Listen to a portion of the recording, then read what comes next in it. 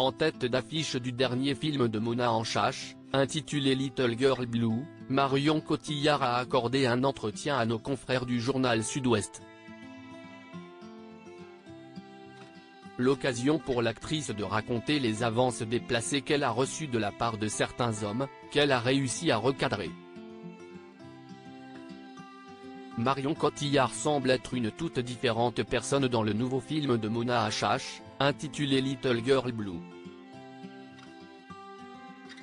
Dans ce long métrage hybride, qui mélange le documentaire et la fiction, la réalisatrice convoque ses traumatismes d'enfance, le milieu intellectuel des années 1960-1970, mais surtout sa mère, Carole Anchache, qui s'est suicidée en 2016.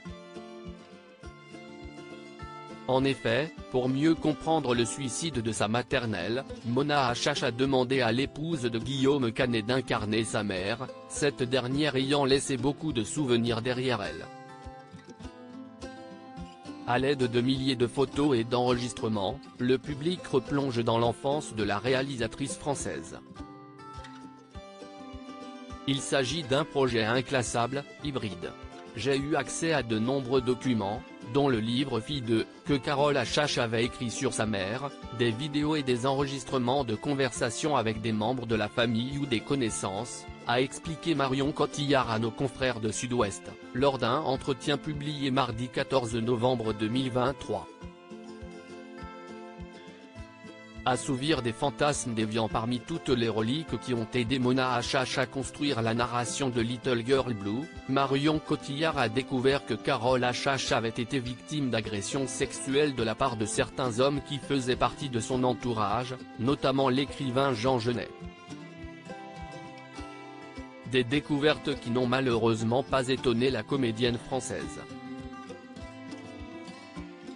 Marion Cotillard a commencé sa carrière bien avant que les actrices de cinéma n'élèvent leur voix au moment du mouvement #MeToo, en octobre 2017. Elle a expliqué aux journalistes du quotidien Sud-Ouest qu'elle avait également été l'objet d'avances douteuses lors de sa carrière professionnelle. Il y a beaucoup d'hommes que j'ai dû repousser et remettre en place, a-t-elle avoué.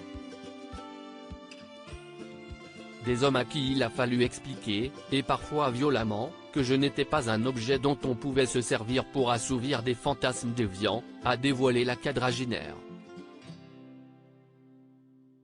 Au vu des nombreuses accusations de violences sexuelles qui font surface depuis le mouvement social qui a encouragé la prise de parole des femmes, il est nécessaire que les agresseurs comprennent le point de vue des agressés pour que les mœurs changent.